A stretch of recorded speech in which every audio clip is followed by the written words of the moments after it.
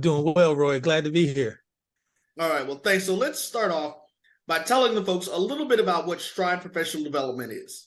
Yeah, absolutely. Stride is the nation's leading provider of online education in the K through 12 space. We were formerly known as K-12 Inc. and are over 2 decades in the space of providing free virtual online education across the nation to students, no matter where they are. We've since changed our name to Stride because we've done expanded beyond the K-12 space, though that's still very much what we do as a priority. What we've also done with the Stride Professional Development Center is we've leveraged some of our expertise over the past 2+ decades of supporting schools and students and educators, teachers, principals, and we are trying to innovate, the way professional development happens for educators, and that we're doing that through the Stride Professional Development Center. Gone are the days where it's face-to-face only PD. It's episodic professional development. It's professional development that's not necessarily relevant to what teachers and educators need right away. So the Professional Development Center is designed to solve that challenge with some unique and innovative ways of delivering content. All right, man. Well, listen, we are super excited here at the network to be engaged with you all and helping to provide this opportunity for teachers all across the country, and especially those teachers that are coming from our HBCU backgrounds, because we know that education was always one of the stalwarts of most HBCUs in this country. They all had teaching programs, and that's what a lot of them were founded for. So Darren, let's talk a little bit about those special programs that you guys have for the teacher. Yeah, absolutely. And I think, Roy, you hit on the very important point. Right now in our country, we're facing probably one of the greatest challenges, of our teaching corps that we have in many, many years. And that's around this teacher shortage. A lot of teachers are exiting the profession. Just based on tenure, they're retiring and moving on, and then you have, our existing teachers who are being taxed and stressed, particularly post-COVID, with increasing demands, challenges that they're facing in the classroom, and a host of other issues that they struggle with. And we need good teachers, and we need to support the teachers that we have. So the two things that we're doing is that we know first-year teachers, among all teachers, are among the first to leave the profession within the first 5 years. I think they do at a 44% rate, which is just scary to think that folks are, graduated, want to go in the classroom and make a difference, but, feel like they need to leave within the first 5 years because it's so challenging. So we want to support them. Obviously, as a new teacher, your school that you work, where you work your first year, the district where you work, there will be some professional development support to assist you. But we want to go a step further. We want to help every teacher in the country get off to a strong start to their first year and have some stick-to-itiveness, to help them get through that first year. So we're offering a year free access to the Stride Professional Development Center. It's a ever-growing online database of courses that will help them in a variety of different ways. Classroom management, targeted instruction, and a host of other things. And the content will continuously grow. Again, it's just another resource that allows them to sharpen their practice, to feel like they're supported, because the research says that teachers are leaving in large part because they don't feel like they get enough professional support. So we really hope that helps new teachers. So again, this is for any new teacher who just graduated in the country. All you have to do is go to our site and sign on using the Teachers Win discount at checkout. Also, we have another campaign where during Teacher Appreciation Week, we gifted all teachers in the country, no matter where you are, 6 months free Professional Development Center access. But we're doing a special thing through our partnership with the BCSN and our HBCU graduates, and also the schools that you work with. We want any teacher in the country who through our partnership gets access to the Professional Development Center, and they get 6 months free using the BCSN 23 passcode at checkout. Again, our goal is to support and get as many teachers on the site feeling supported, to really help them succeed and have some success, not only for them, but obviously for our kids and the communities they serve. So. Most definitely. And Darren, listen, we are super excited again to be a part of this. My mother was a teacher. My aunt was a teacher. I have my best friend is a teacher. Absolutely. So we understand. I've worked in the school system for years. So I understand the resources that are needed. I understand why a lot of these teachers do take the time and they sit there, and after going through college, they're like, you know what, let's do something different. Yeah. So we're happy to be a part of this to help you guys change that. So ladies and gentlemen, here's all you guys need to do. All you need to do is take a look and go to the link that's right below us right now and see what you're going to do.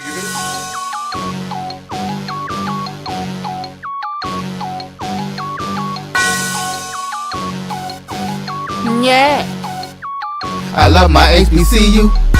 And boy, I love it, love it. I love it, love it. I love my HBCU. And man, I hope my team they won one. Yeah. I hope my team they won one. Yeah. Man, I hope my team they won one. I hope my team they won one. Yeah. I tune into the HBCU Sports Lab to see if my team won or lost. If they lost, I'm quiet as a mouse. But if they won, keep tab. I'ma do the dab, yeah. Dr. Cavil, he know what he be talking about. Mike and Charles, they know what they be talking about. They compress the analytic data with this hip hop. If you know them like I know them, they gon' tell you if your team, if they won or lost, and who the ball. So listen to Professor, yes sir, and pay attention, cause he gon' teach a lesson. This is Dr. Bill. We're inside the HBCU Sports Lab with Mike Washington and Charles Bishop. Mike Washington is back on assignment. So welcome to episode 461 of Inside the HBCU Sports Lab, radio show and podcast, the show that's covering the sporting HBCU dash for all things HBCU sports. For institutions large and small, from the NEIA to the NCAA, we share insights and information on the HBCU sports culture, HBCU athletic aesthetics, to facilitate the story of HBCU athletic programs in the business of HBCU sports. Simply put, we call it HBCU sports pedagogy. I'm your host, Dr. Kenyatta, along with my co-host, Mike Washington and Charles Bishop. We're filming from our home studios as we get ready for our break. I'm going to send these gentlemen back on assignment on the road on Thursday. We'll see if we can roll something out, bring some of these other individuals in to give these guys a well-needed break. Or I should say at least Charles.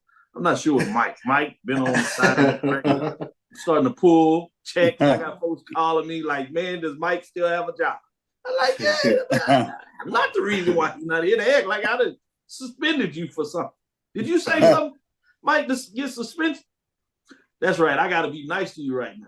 You got something from me from Brazil, I'm sure, because you, my older brother, and you always take care of me. So let me be nice. Say, Mike, how you doing? How was Brazil? Oh, I'm good. Olá, meus hermanos. Boa tarde. Feliz por estar de volta. Obrigado. That's basically Portuguese for what's up. Glad to be back. He gonna show out like that, Charles. I would say how you doing, but I'm gonna give you a break so you don't have to follow that. Today's episode inside the HBC Sports Lab is sponsored by THG Agency LLC.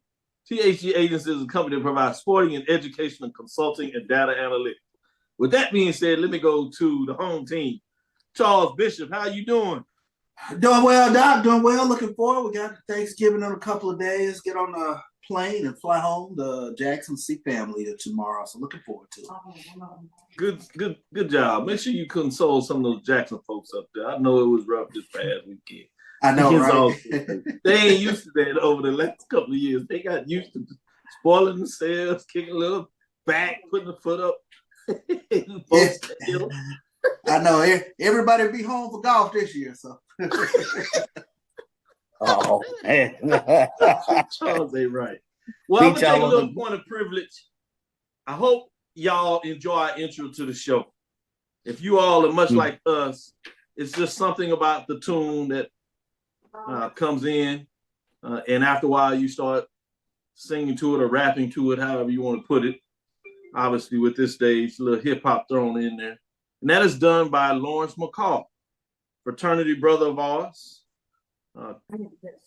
Him and Mike have many war stories. I'm not going to talk about mine with him. We get in trouble with that. But he is an adult. He's an old officer. We still trying to figure out how he got a badge and a gun, but that's another story as well. He tends to be one of the good guys with that. We work with him every day to make sure he understands that. But shout out to Lawrence McCall, as his daughter plays volleyball, and she plays in the Sooner Athletic Conference, and she attends Langston University, HBCU up there in Oklahoma, as you know. Leah McCall was selected to the All Sooner Athletic Conference honorable mention team. So I wanted to shout her out.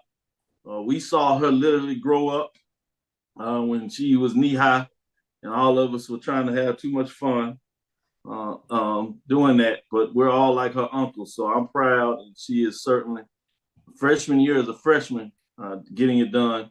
The lone Langston person on all of those, obviously at the honorable mention level, but only HBCU player out of Langston University on that list. So I wanted to give her a shout out. I know Mike is smiling proud. Shout out to all those folks like us. Charles has met Tappy, and he's learned his lesson about why we have to deal with T-Lover. Still trying to figure out how I'm calling 58-year-old plus year old man. I won't tell his age, T-Lover, but that was his name in college. Y'all figure out the race. But shout out McCall and the McCall family. Mom doing well. Shout out to her, Lynn, and all them getting it done.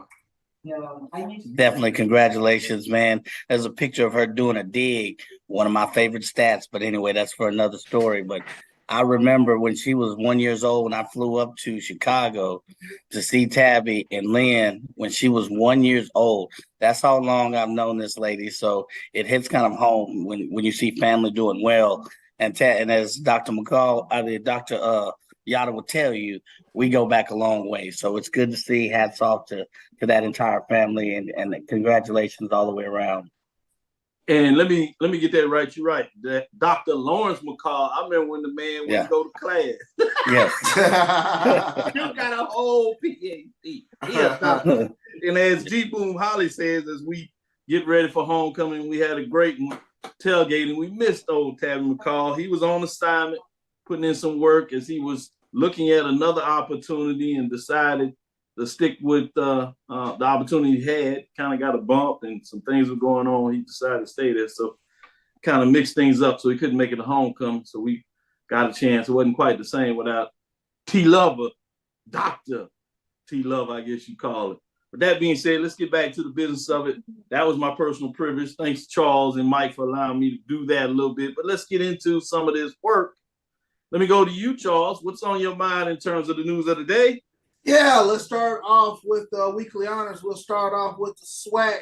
As the SWAC is named, Alabama A&M's Donovan Eaglin, Alcorn State's Terrence Ellis, and Florida A&M's Cameron Gillis, and Alabama State's Damon Stewart is SWAC Football Players of the Week for their impressive performances during games played this past weekend. Let's take a look at Donovan Eaglin for Alabama A&M. He contributed 207 total rushing yards on 27 carries during Alabama A&M's 30-21 win over Mississippi Valley State during the Bulldogs season finale. He also tallied 2 rushing touchdowns along with a long rush of 67 yards while averaging 7.7 yards per rushing attempt. Terrence Ellis for the Alcorn Braves. He tallied 10 tackles and 1 interception for the Braves during their 28-24 win over Jackson State this past Saturday.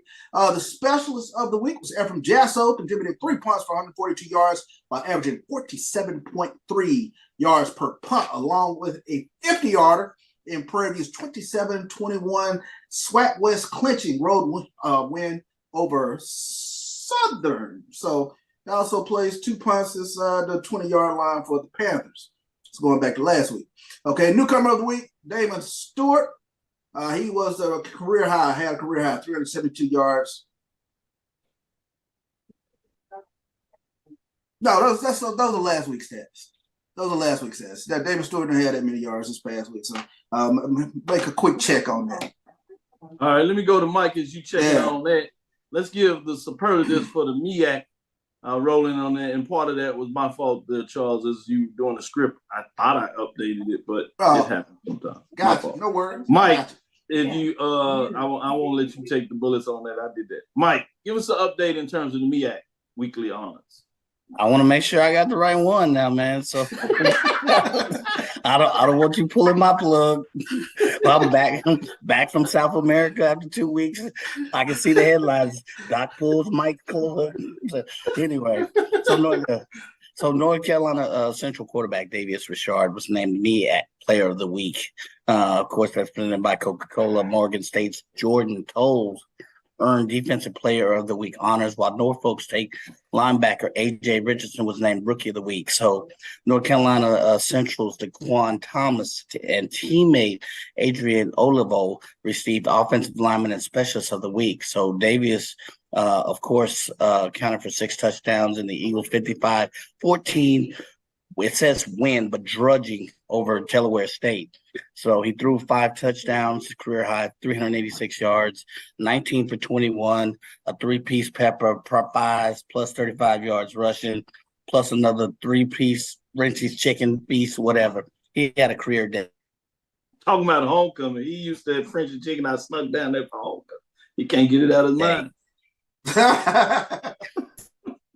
To say the least. Tolles had a busy day for the Bears. With tackle for a loss of 2 yards.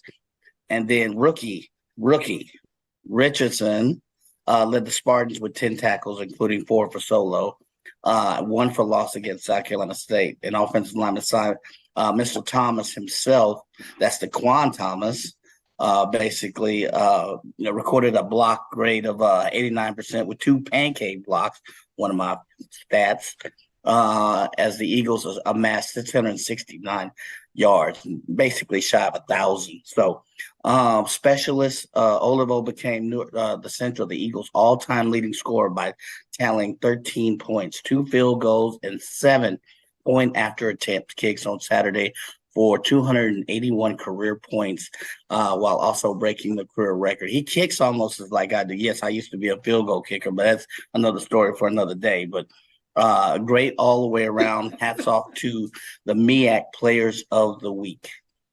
Good stuff, good stuff. Let me go back to Charles and give him that redo. I think he had the players are right, but a little different on the stats. Go ahead and break it down. Sure. Now we can switch to volleyball championship. Yep.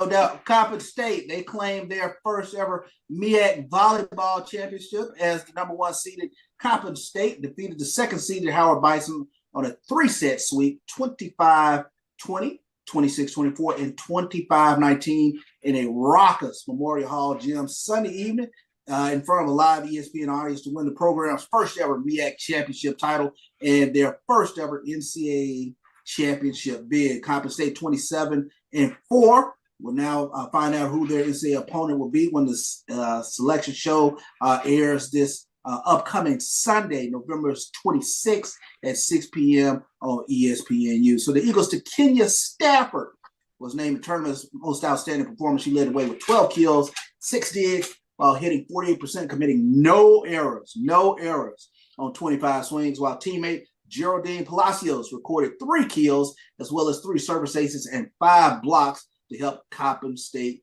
to a victory. Also, Andrea Spetanova had 20 of the Eagles' 35 assists, while Amara Williams led the defense with 10 digs. So Coppin State, congratulations. Hats off to Coppin State for winning the MEAC volleyball championship. Good stuff, good stuff.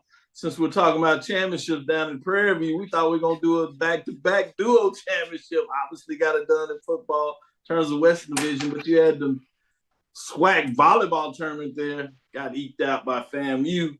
And they were looking to do a 3-peat, but it was not to be done, as you saw with the championship picture there, winning the Western Division. You got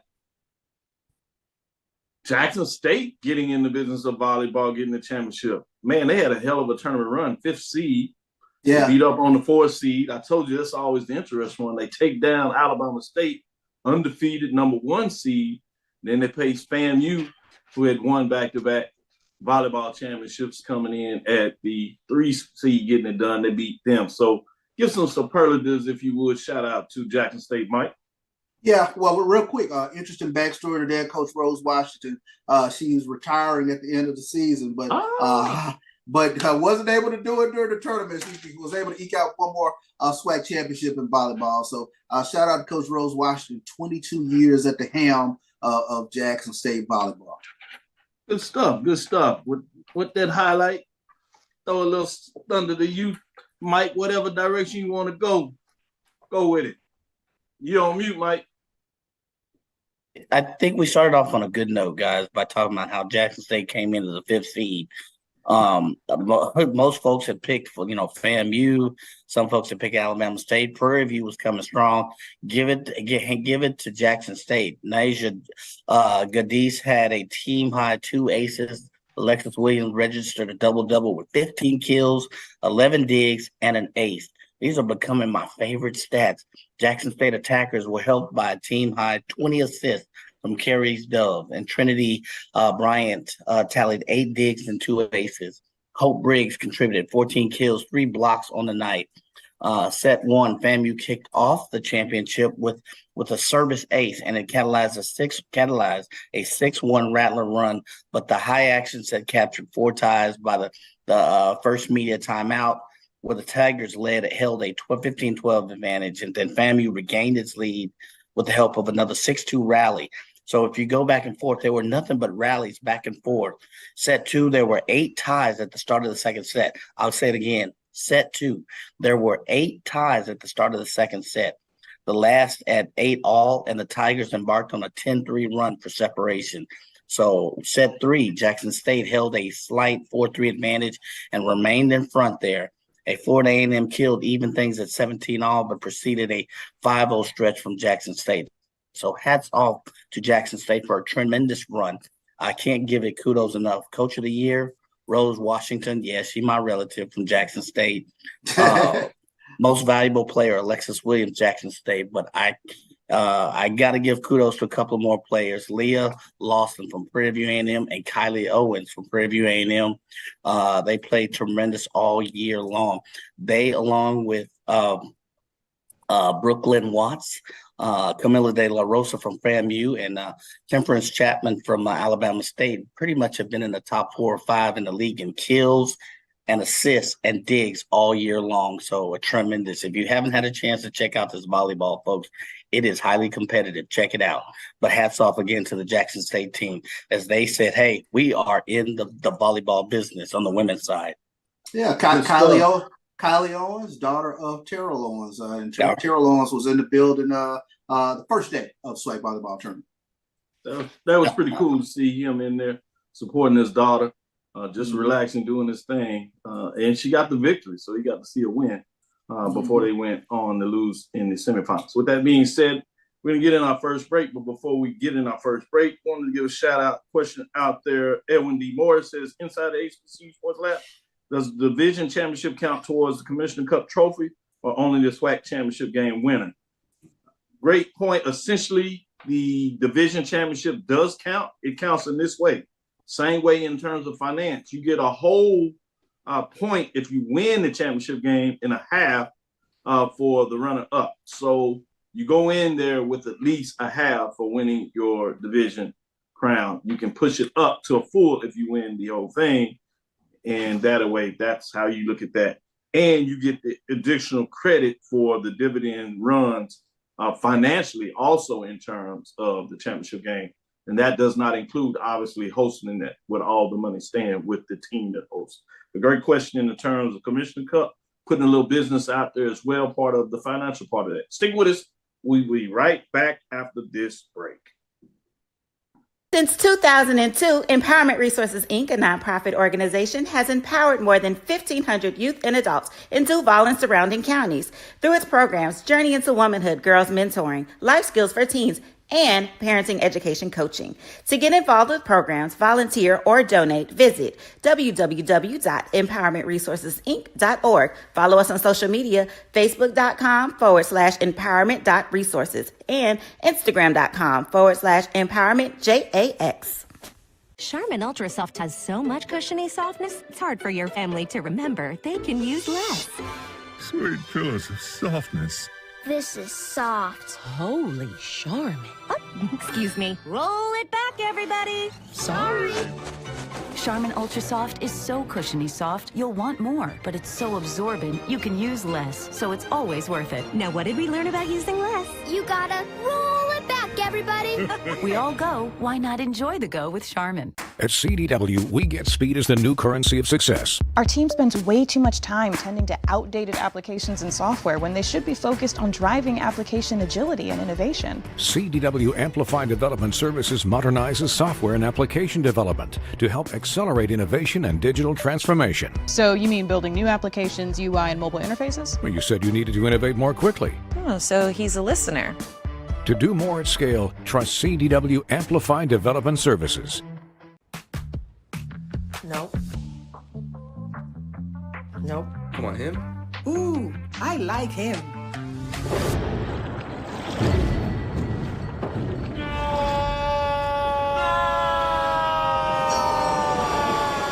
Quick, the quicker picker-upper.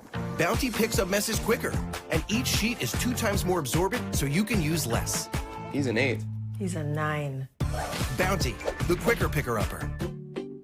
Press the analytic data with your hip hop. If you know them like I know them, they gon' tell you if your team, if they wanna lose, and who the ball. So listen to Professor, yes sir, and pay attention, cause he gon' teach a lesson. This is Dr. Bill inside the HBCU Sports Lab with Mike Washington and Charles Bishop. We're gonna get into our poll rankings. Not a lot of changes. Things are settled down week 12, but we're gonna continue to do our weekly rankings until we crown a champion. Both at the mid-major and major division. Mid-major, we'll see as we have playoffs. Major division, we have both playoffs and the Celebration Bowl, essentially crowning the champion. We'll see how it works out because Howard Bison decided to throw a little monkey wrench in terms that everybody thinking 1 and 2 are going to be FAMU and Central. We'll see if Prairie View can throw their own monkey wrench in there. With that being said, talking about Prairie View, the HBCU Band of the Year matchups is coming in for November, right? Ranking number 3, Division I. We'll talk a little more about this on Thursday as we get into it, and we'll get the final ranking. But Kenyatta on 1876 Sports and Culture told everybody that Prairie View was going to stand up. Charles has quietly said with the rankings that y'all need to go watch Jackson State. The Sonic Boom. He said, I told you. Well, it looks like the experts agree with both of those individuals. I know Charles was that talented. I know he did bands too. Chanela is a drum major, so we expect her to know what the hell she's talking about. But Charles said, hold up now. I can do my thing too. I'm very good at what I do. All right, Charles, we know you call game. We know you on the news. We know you championship. You on the sideline doing all these different things. The pregame show, I love and all this. But you got to show out with the band too. Let me get to this. Top four. Ranking 3, November 20th release. Number 4, Tennessee State. Aristocrat Band. Number 3, North Carolina A&T.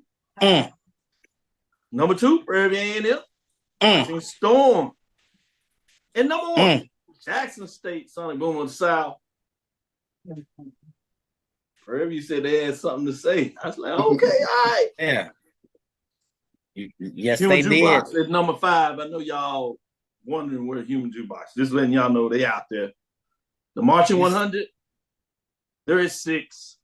The Norfolk State Spartans that I had at number 1, man, not so much. They is 7. Shout out to Houston with the 3rd war. Texas Southern, Ocean of Soul at 8. South Carolina State, 9. Grambling State, we said they had a resurgence. They had 10. I know usually I counted from the bottom up. That time I just wanted to show out a little bit, give you those top 4 as I did 4-1. But just give some rankings in there as we get into our rankings in week 12. Shout out to Charles. Good stuff there, Charles. You told us to watch out. You've been proven right. Yeah, that boom is no a one monster dropped this out. year. Yeah, you said it. No one dropped out this week in the mid-major top 7. So let's get into it and see if there's any changes. No, I can tell you now. But with that being said, we'll have fun. Chivalry's not dead. With that being said, there were some changes in receiving of votes in terms of how some team played.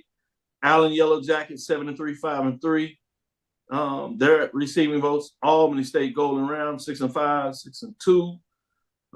And Charles asked about this. Guess who's in at number 10? Fort Valley State, just outside, receiving votes. Final top 10 receiving votes. 7-3 and 6-2. So they're in Florida Memorial in that tough loss. They had a couple of weeks come back to haunt them as they're out. They're at 11 though, so they're just outside of it. Number 7, Tuskegee Golden Tigers, 7-3, 6-2. They remain at the 7th spot. Essentially, things were frozen this week, even though you had a game played with Virginia Union. We'll tell you where they are. At number 6, Miles Golden Bears, 7-3, 6-2, remaining at the 6th spot. That's 138 points. Bringing us to number 5, Johnson C. Smith Golden Bulls, 7-3, 6-2, 140 points, remaining in the 5th spot. At number 4, and remaining in the 4th spot, Virginia State Trojans, 8-2, 6-2. Shout out to Dr. Henry Frazier III, championship coach at Prairie University, bringing us that championship in 2009. Never forget, brother there. He continues to put in work. I was at his dissertation defense. Bad boy there.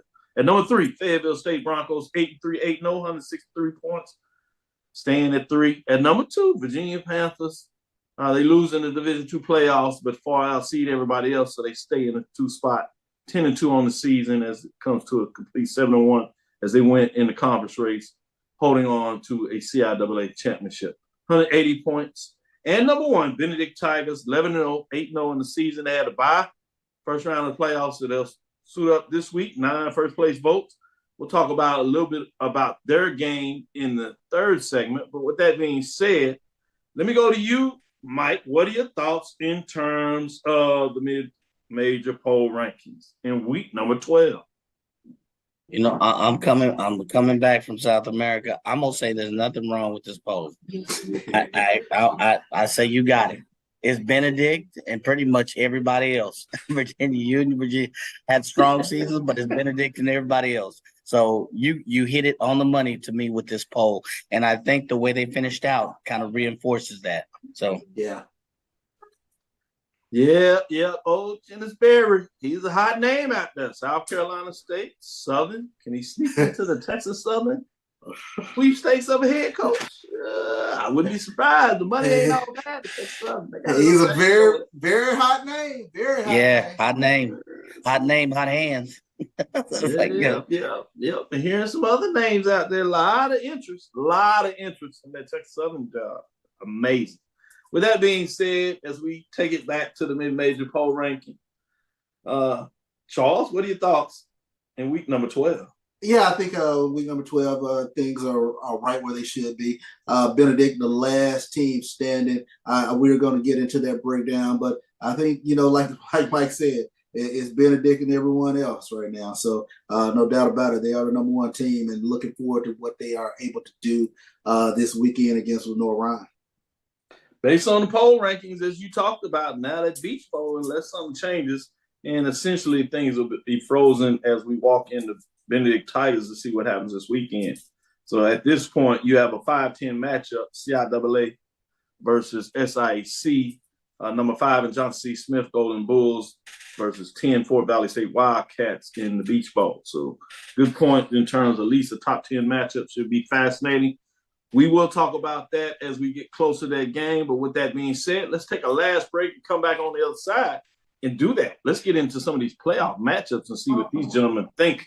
We'll do that both at the Division II level and the FCS as North Carolina Central gets a playoff bid. We'll talk about that matchup against Richmond, Benedict in their matchup as well, Lenore Ryan, and see what these two gentlemen have to say. Stick with us. We'll be right back after this second break.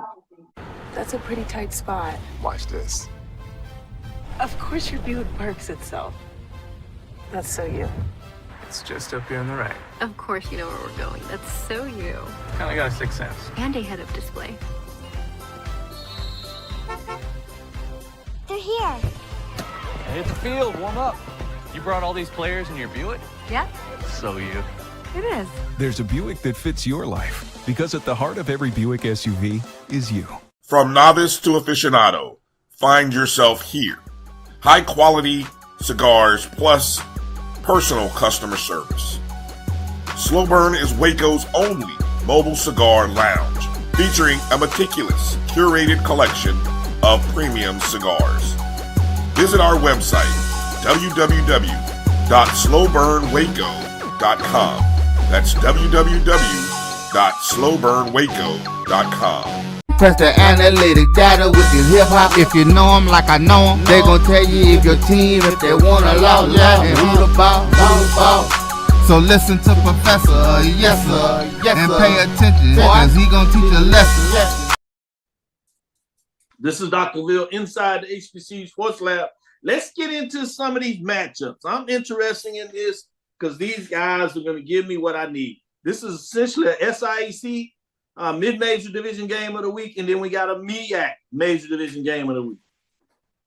NCAA Division II playoffs, second round NCAA Division II playoffs, obviously, as I said, November 25th, 12, high noon in terms of these matchups. And those are regional sets, 11 a.m. here in Central. That is a SAC school. Lenore Ryan's number 4 in terms of what they did in that region, facing off against the number 1 Benedict Tigers of the region. Lenore Ryan Bears come in after their victory last week, 11-1, 8-1. They are ranked number 11th nationally in terms of the coaches' Division II poll rankings. As the Benedict Tigers come in ranked 4th in that. And obviously, you know, Benedict Tigers, as we just said, ranked number 1 in the HBCU poll rankings. The Benedict Tigers come in at 11-0, 8-0 in the conference race. Should be a fascinating matchup between the Bears and the Tigers. With that being said, Charles, what are your thoughts in terms of this matchup? I think this completely comes down to Benedict's defensive line, Lubert Danellis and others. Can they get to Sean White? You're talking about a very prolific throwing quarterback in the SAC, and then they just have a prolific offense altogether. But even more to that, we talk about Benedict being the number 1 defensive Division II. Guess who's number 2? Lenore Ryan, right behind them. So I think we're going to get a lot of the matchup is going to come down real quick to whether Benedict's front 4 can get to Sean White. And if they can put some pressure on him, I think that'll go a long way toward Benedict hold and serve at home. And then I think the secondary thing, both teams want to get their running game up and going. We're talking about an all-conference back in Dwayne McGee for Lenore Ryan. And you get a healthy Zaire Scotland. It's going to be incumbent on Benedict to really get their running game up and going early and often. And I think that opens up things tremendously with regards to them wanting to throw the ball. But I think I like Benedict to hold serve at home. They learned from the mistake of last year of being in the playoffs, and that experience carries them a long way in terms of dealing with a team that's perennially that's been in the playoffs since the 2010s. Good stuff. Mike, what are your thoughts in terms of this matchup between the Bears and the Tigers? Man, top 10 matchup nearly at the FCS level. Certainly in terms of the Region 4 versus 1. What do you see going on here? But one thing that just kind of makes me say, is let's little history lesson. So the Tigers are the number 1 seed, right? Yeah. But let's not forget what happened last year. They made their tournament debut last year. They came into as a number 1 seed, perfect 11-0 record, coming off the bye, and was beat by an unseeded team in the bracket. So there's a lot they can learn from that, from my experience. They still have a very powerful team. I think they need to get their running attack for sure. But Lenore Ryans, I think CB hit it on the nail. They're a prolific offense. They are, I think, second or third in the conference in total offense. So they have a powerful offense. So to me, the key will be, can the Tigers enforce their offense against a strong, not only offensive but defensive Lenore Ryan team? I think they will. I think altogether that Benedict is more balanced. But it'll be interesting. Can they? But hopefully they won't be fighting the ghost of last year. They'll learn from last year's mistakes. But I see Benedict actually going past this game and moving on to the next round. Good stuff. Good stuff when you break it down. Let's get into our FCS. Again, we're calling this our MEAC Major Division matchup of the week. It features North Carolina Central going on the road. Where? Richmond, Virginia, East Claiborne Robins Stadium. Many call it Robins Stadium for short. This is another matchup in terms of the Coastal Athletic Association, formerly known as the Colonial, CAA, as people call it for short, versus the MEAC. Remember, North Carolina Central is 3-0 against the CAA this year, but this one is different. It's for the playoffs. First round, November 20th at 2:00 p.m. It is on ESPN Plus. It features a top 25 Richmond Spiders team that comes in at 8-3, 6-2 as they finished in the CAA. They're at number 13. North Carolina Central ranked number 2 in terms of our HBCU poll rankings. That come in at 10-1, 4-1. That righted the ship after upset loss to Howard Bison a couple of weeks ago. They got it right against Delaware State as they bounce back and get in the playoffs.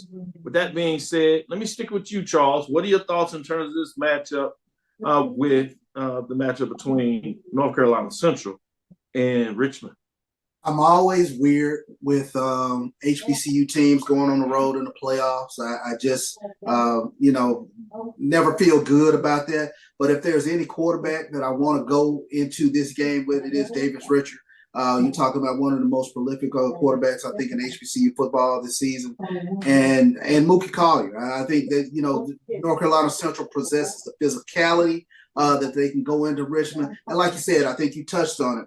The MEAC has had their way with the CAA this season. And one of those factors, and I think I was watching another program, they talked about the MEAC speed compared to the CAA speed, and that could be something to take a look at with regards to the skill position players. And Davis Richard hit some things deep. No team is hotter than Richmond right now. They won their last 6 straight, and they're putting some points up. But the question becomes, can North Carolina Central put their hands on Kyle Wickersham, because he's playing some lights-out football over the past 6 games. But keep in mind, this Richmond team, they started out with a loss to Morgan State. So obviously they're a different team than they were when the season started. But I really do like North Carolina Central going on the road and getting a win at Richmond. To your point, Richmond is 2-3 against, or 1-2, I should say. 1-2. 1-3 overall against HBCUs. Yeah. They also had Hampton within the conference. Yeah. Hampton got them. A&T, which it seemed like everybody got this year, they did beat A&T. The Eagles secured an at-large bid to the postseason tournament after posting a 9-2 overall record, as we said, with non-conference victories over a number 25 ranked Elon at the time, Campbell, North Carolina A&T, and Mississippi Valley. North Carolina Central's only non-conference loss against nationally ranked FBS opponent UCLA. They had a conference loss, a sole conference loss, if you would, against Howard University, as we talked about that. The Eagles are currently ranked 13 as they moved up a ranking in terms of their top 25 in the FCS coaches poll. Number 14 in the Stats Performed FCS poll. University of Richmond will making its 13th trip to the NCFCS playoffs. The Spiders and the members of the Coastal Athletic Association finished the season with an 8-3 record, including 6 straight wins to close out the season and earn the CAA title. Share of the title, but they got the automatic bid. Saturday game will be the first meeting between the Spiders and the Eagles. 2023 championship field consists of 10 automatic qualifiers and 14 at-large qualifiers, and that is on the table for Mike. What do you think of this matchup between the Spiders and the Eagles, Mike? Well, a lot of people still have sour grapes. I think so that Howard was able to beat North Carolina Central. So that's neither here nor there. We'd have to have Josh come on and really elaborate on that. But here's some data points. North Carolina Central is 3-0 against Colonial Athletic teams this year, and will probably go 4-0 with Richmond. While Richmond enters the playoffs as the co-champs on a 6-game win streak, as you highlighted, Dr. Cavil, they did lose to Morgan State and Hampton. North Carolina Central beat Morgan State and Hampton. Data point number 2. So they match up really well.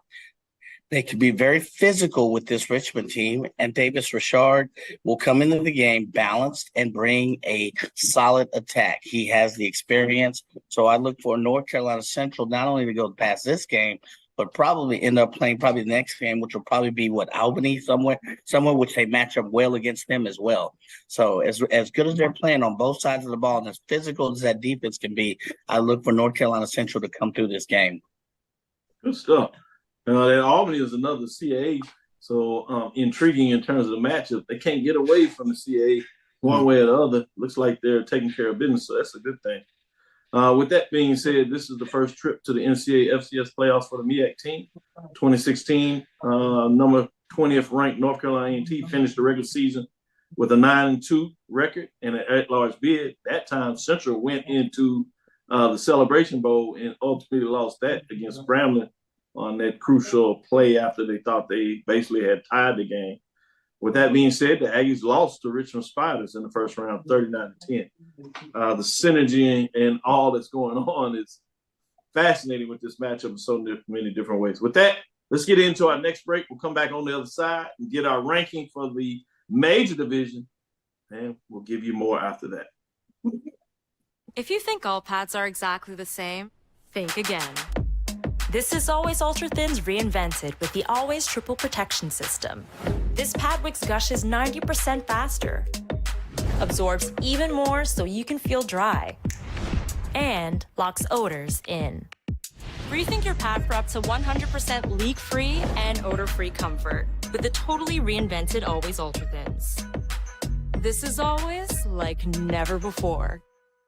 Are you hungry for authentic Caribbean food? Like jerk chicken, oxtail, red snapper, shrimp, tofu, and rasta pasta? Well, find your way over to Mango's Caribbean Restaurant, 180 Auburn Avenue, right next to Royal Peacock in downtown Atlanta. Them belly full, but we hungry. Mango's Caribbean Restaurant, open daily from 11 a.m. to 10 p.m. And on Friday and Saturday, we're open till 4 a.m. Come to Mango's and put some spice in your life. Oh, we've got a good thing going. Mango's Caribbean Restaurant, 180 Auburn Avenue, right next to Royal Peacock in downtown Atlanta. For more info or directions, call 404-698-3992 or log on to mangoscaribbeanrestaurant.com. For instant coupons, text MANGOS to 313131. Tell your mama hungry, papa hungry, brother hungry. Mango's Caribbean Restaurant, authentic Caribbean cuisines. Open up the door, tell your mama hungry. Press the analytic data with your hip hop. If you know them like I know them, they gon' tell you if your team, if they wanna love, and who the ball. So listen to Professor, yes sir, and pay attention, cause he gon' teach a lesson. This is Dr. Bill with Inside the HBCU Sports Lab with Mike Washington and Charles Bishop. With that being said, Professor Washington, Professor Bishop, let's get into the major division week number 12. We do have some changes in the poll ranking. All 7 stay in the top 7, even though there's some ranging because of some upsets in these matchups that feature top 7 teams. So it was a fascinating weekend as we went into it. And in terms of the competitiveness of the games, they lived up to those rankings. So that was exciting. I know some fans maybe not as excited as others, but it did live up to fascinating watching all over the tube. So no teams dropped out of this week. Let me say there are some teams receiving votes. Tennessee State, 6-5 as they fall to 6-5, 2-4. They've lost 3 straight. So, man, a season that seemed like it was going to be such a great one. They did end the season with a winning record, which certainly is important in terms as they continue to build the program with the Tennessee State Tigers, but they lost the last 3, 169 points. Also in the top 10 ranking, the Southern Jaguars finishing 5-5, 4-3, 148 points. And Grambling State Tigers also at 5-5, 4-3, 147 points. So that sets up for interesting with 9 versus 10 in the Bayou Classic in a couple of weeks. Although first time in a while that they will not be playing for earning a bid to the SWAC championship game, because that will be played by the expansion member, FAMU Rattlers out of the Eastern Division, and Prairie View Panthers that gone back to the championship 2 out of the last 3 years, winning the Western Division. With that being said, let's get it in the top 7. At number 7, you have the Jackson State Tigers. They fall this past weekend to their rival Alcorn State Braves, but they stay in the top 7, 7-4, 5-3, 175 points. They fall 3 spots after being number 4 last week. Bringing us to number 6. Alabama State Hornets are 6-4, 5-3, 180 points.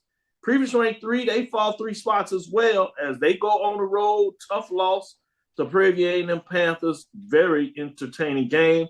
Hey, they were down 21-0. They fought back to 14 points, 7-point deficit, but it was not to be at the end. Brings to number 5. Those Alcorn State Braves finished at 7-4, 6-2, 191 points. Previous ranked 5. They stay at 5. But guess who jumps over them at number 4?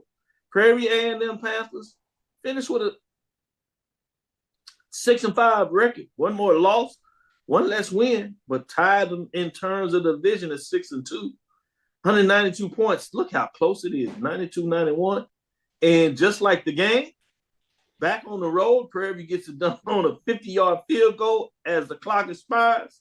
They're right there ahead of the Braves at 192 points. Fascinating season. At number 3, Howard Bison, 6-5, 4-1, 214 points.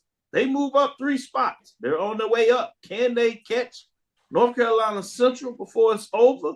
Many people will see this as controversial as they pop their heads.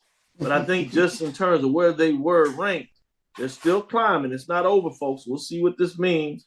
But at number 2 above them are North Carolina Central Eagles, 9-2, 4-1. Tied in terms of the conference race. Howard got the head-to-head win. 240 points at number 2. That record is just so different. We'll see if it will stay that way. Bring us to number 1, without question here. Florida A&M Rattlers, 10-1 on the season, 8-0 in the conference race. 12 first-place votes, 252 points, I should say. They are and remain the unanimous number 1 ranking in week number 12. I'm fascinated to see what the fellas have to say here. Little smirk on the face, might be some controversy coming between these two guys. Who should I start with? Who wants to start the smack talk? Mike, it looks like you opening your mouth before go ahead, Mike. I'm sorry. We value head-to-head competition. How come on, we talk about, I'm gonna stop right there. Data point. Howard smacks them by 30 points. They put that whooping. They put that backshed whooping on them. 30. I don't care what their record is. It was a convincing win, and we have them following them in the polls. I'm sorry. This some fuzzy math. We need to recalculate. We need to do a Trump and ask for a revote. Because seriously, if Howard puts 30 points, this wasn't a 3-point victory. This was a shellacking. So how can Howard follow them in the polls? All year I've said, to be the champion, you got to beat the champion. They not only beat the champion, they bum slapped them.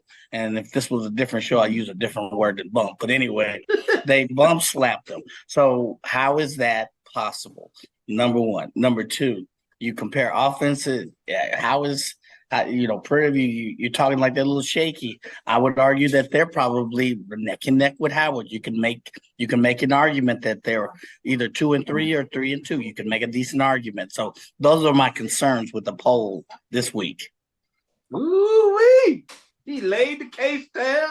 He went the Trump route on me. Man, y'all know Trump, I already know. He in the court for that. He said that he knew it would. Never mind. Let me cut that out. Charles, what are your thoughts? He just a better argument. I'm putting you on timeout. Mute your mic, Mike. I mean, let the debate begin because, Howard did put the Dusty Rose elbow to North Carolina Central. I mean, they went off the top rope and they did whoop the North Carolina Central Eagles pretty doggone good.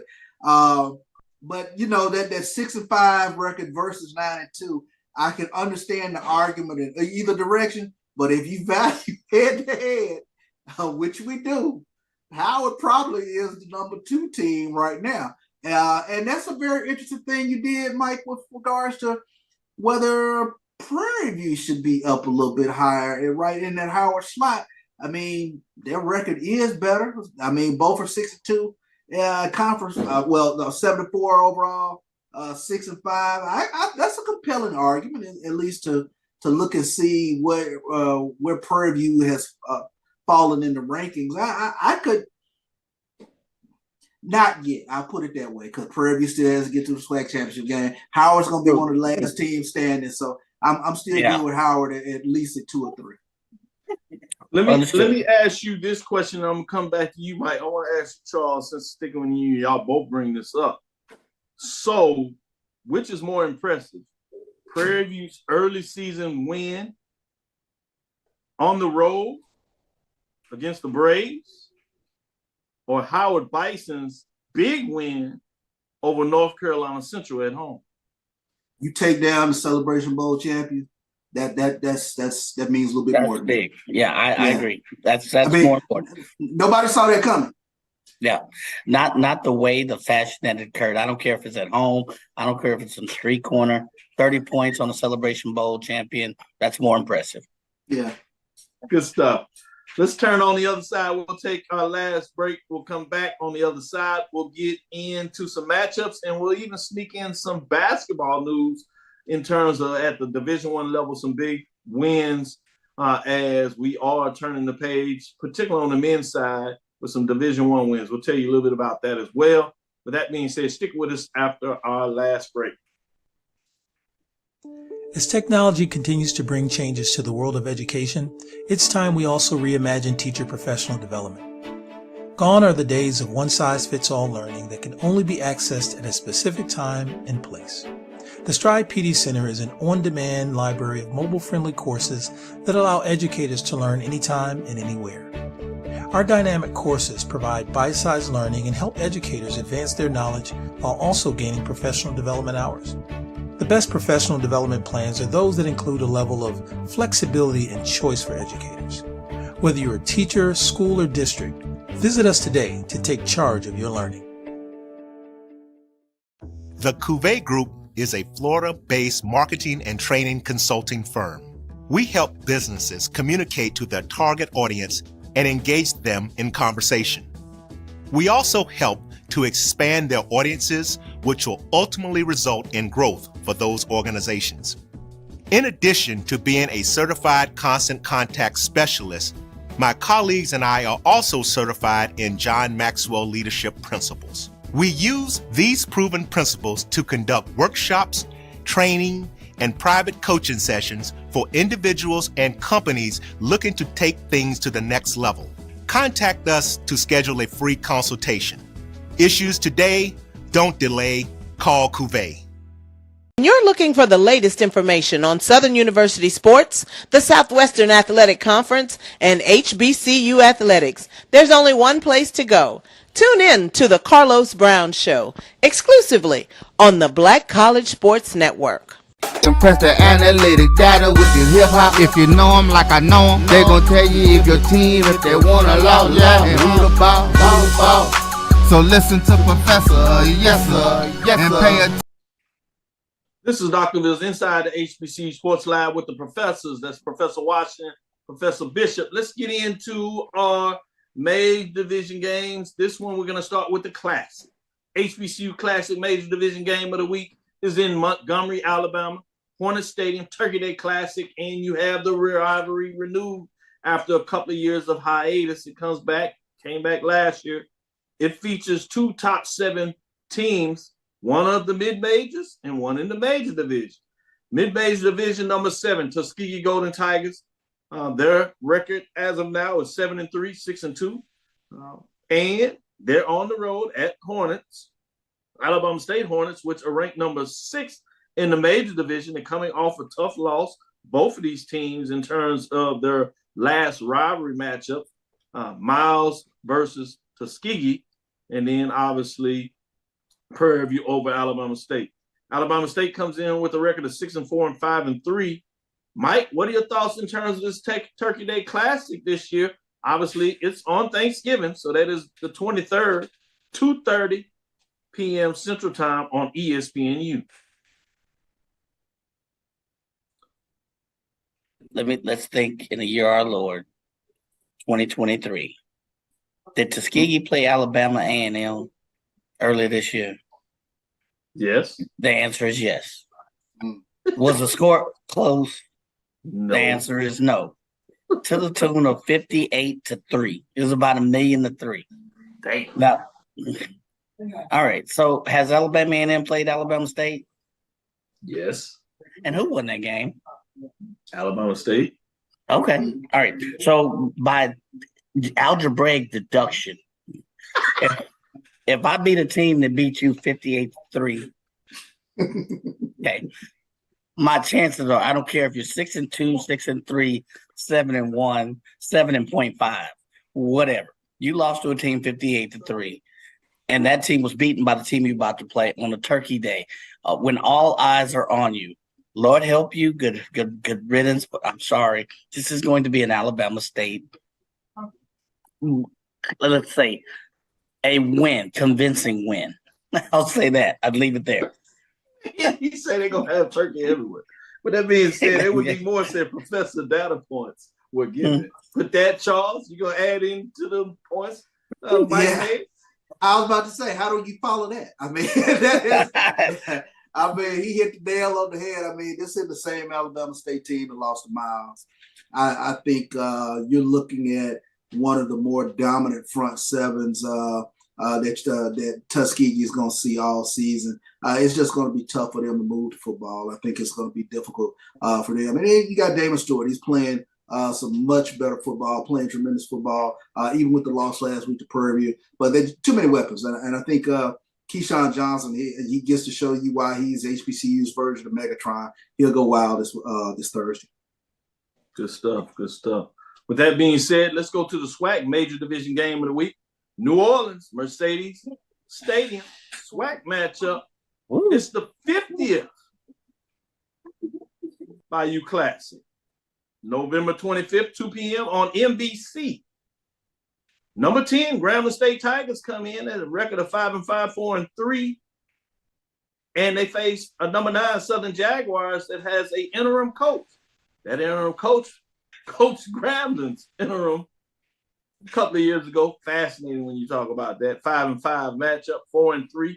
Both teams come in with identical records. One team will go with home with a winning record and the 50th anniversary trophy.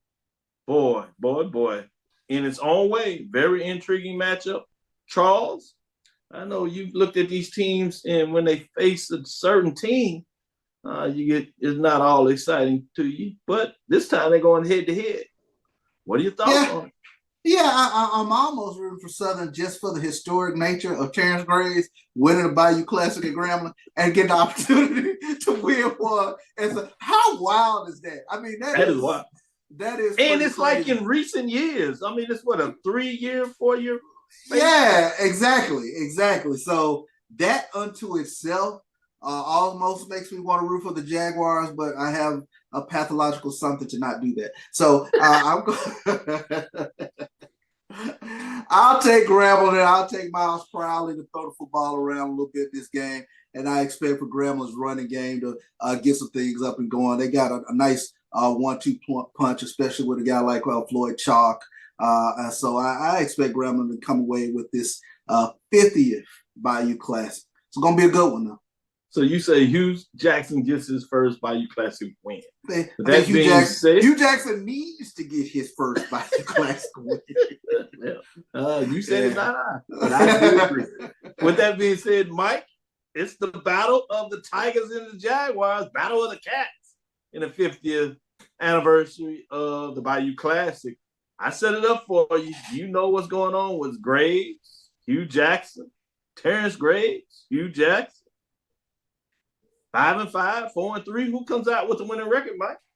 Southern leads this overall series, right? I believe it's like 40-34. There were 2 wins vacated by Southern and 1 vacated by Grambling. That's all that is. Southern leads it. That's all hearsay. That's all parfait. You know, right now, Southern leads the series 40-34.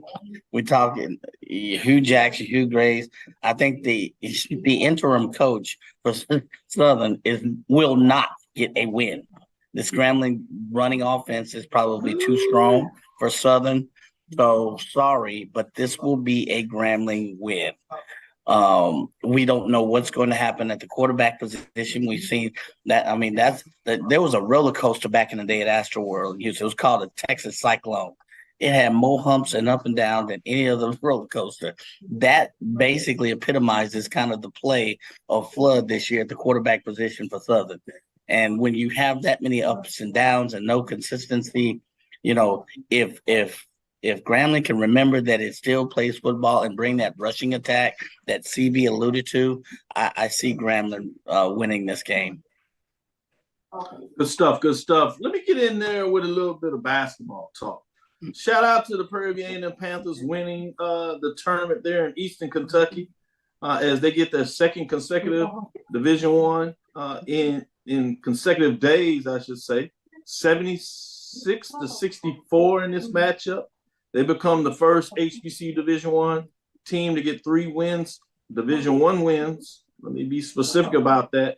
In this early part of the year, you have 2 behind them with Howard Bison and Norfolk State Spartans that both have 2 wins on the season 2 Division One wins. So intriguing when you talk about that. You also have Jackson State with a P5 win, their win the other day against Missouri. So some good wins. Southern kind of started things off when they went into Las Vegas, beat up on UNLV, and you have several other programs that have solid Division One wins.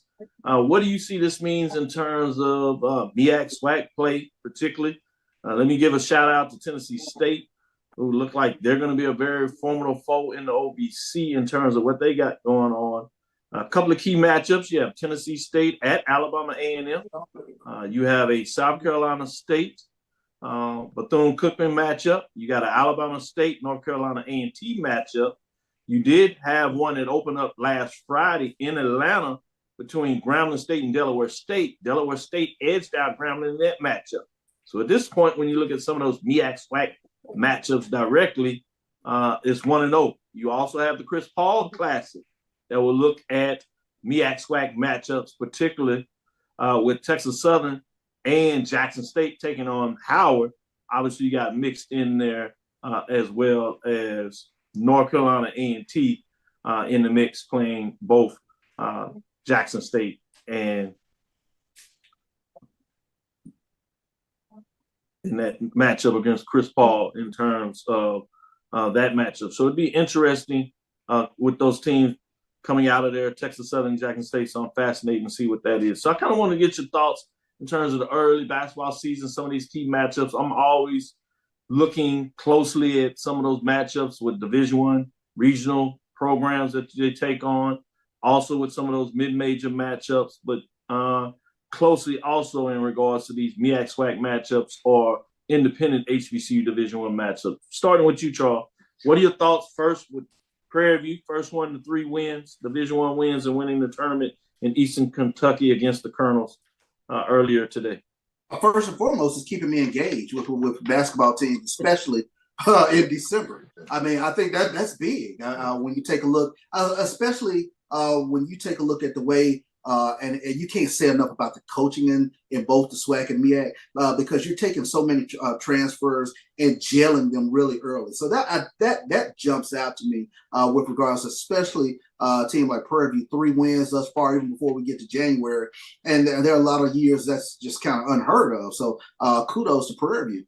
Big win for Jackson State. Like I said, I'm really looking forward to conference play in some of these SWAC MEAC matchups because it's shown how much the talent gap has, kind of, especially with regards to the mid majors. You see a lot more parity now, so that means a little something. Even those Power 5 teams, they ain't those juggernauts that they once were. So that's keeping me engaged in December. I like that when you talk about engagement, because you know how I am about branding and getting some of these wins. We've seen Norfolk State really do well over the last couple of years in terms of their non-conference schedule. Central does pretty well in terms of their scheduling, particularly in terms of what that looks like. And I believe it gets the momentum as you get your fans engaged earlier, as you just alluded to, keeping them engaged, but also when you come back home, particularly getting the conference, coming in with those winning records pretty nice. But that being said, let me go to Mike and get his thoughts on basketball. Those 3 wins. Prairie View is hot right now, whether it's football, volleyball, basketball, men's, women's doing well as well. Yeah. Oh yeah, Governor's Award. Hey, but I can't. I'll say it. So anyway, I think CB hit it on the nail. For me, I think it's branding. When you get off to this type of great start, it's branding. It's branding your institution. Typically, I won't even lie. I wait for conference play to begin at the beginning of the year. I think Prairie View kicks it off maybe with a Grambling or something like that in January. I typically wait to that, and you see how they're going to do. But when they start to, even the losses become closer, it helps the brand of the institution. And I think you're starting to see, as CB alluded, a lot more parity, especially with the transfer portal. And I think it is making HBCUs more of an option as they see that, they are just not, if not more competitive than some of these other D1 schools when you see more and more of these victories like this. So I'd like to see more of it, but it does get you kind of raise your eyebrows earlier in the season. So you're like, oh, okay, 3 wins, what? So you're not waiting until January. You're starting to take a peek in early December or late November. Particularly when football is so dominant. Charles like to tease some teams at this time of the year where they start to know their basketball program.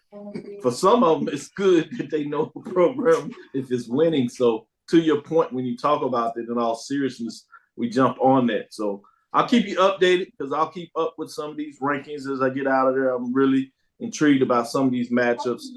With that being said, I do want to make this announcement. Edwin D. Moore says, Doc, and I think this is a very fair question. This is to Charles. Is Professor Bishop sharing any of his lobster, mac and cheese, and seafood dressing with the crew? I'm glad that Edwin D. Moore brought this up to us because we didn't even know Charles had lobster, mac and cheese, seafood dressing. So I think he was trying to hide it. So now we know this. We need an answer, Charles. See, I can tell Edward D. Moore has been listening to another show, She Say, because that was a question that was asked to me in terms of what will I be fixing for Thanksgiving. So shout out to Edward D. Moore for following us on all these platforms here on the Black College Sports Network. Why you don't let the secret out? Man, mac and cheese, seafood, hat, HBCU Sports, pull over hat. I'll make sure I get it to you. Hit me up in the private messages. Give me your address. I'll get you your hat. I got white and I got black. Let me know which one you want. We'll get it to you. With that being said, that'll do it for us. In all seriousness, for those that celebrate the holidays, be safe. Hopefully you get a chance to spend some time with your family. For those that may have lost loved ones, be at peace. They would like you to be well. And with that said, all those traveling, be safe out there. Enjoy your break. And for those that certainly enjoy the holidays, we appreciate you for supporting us with that. Again, these two gentlemen will be off celebrating their families and traveling. I appreciate them. And with traveling grace, with that being said, we still will try to bring you a show on Thursday. We'll see if we can bring in AD, Drew, and possibly Brian of the Sports Wrap. See if we can tease them out and see what they think about some of these matchups and see how much they match up with Charles and Mike. With that being said, stick with us. Thank you for listening to Inside the HBCU Sports Lab. Make sure you share our podcast with your friends and colleagues. I am Dr. Kenyatta, the Dean of HBCU Sports, coming from inside the lab in the College of HBCU Sports with Mike Washington and Charles Bishop. Again, we want to thank you for listening to Dr. Bill's Inside the HBCU Sports Lab with Mike Washington and Charles Bishop every Tuesday and Thursday at 6 o'clock Central Standard Time. And on Sunday at 9, we will give you an update of what took place the week in sports, particularly on Saturday. We look forward to Thursdays. We give you the latest news in the lab. Follow me, Dr. Kenyatta. That's DrKenyattacavil on Twitter, Facebook, and Instagram. That's DrKenyattacavil. Inside the HBCU Sports Lab 1 on Twitter, Facebook, and YouTube. Inside the HBCU Sports Lab. Dream big. Continue to move forward. We will talk with you soon. Charles? Of course. Mike? Lecture. Dismiss. Happy Thanksgiving. Happy Thanksgiving, everybody.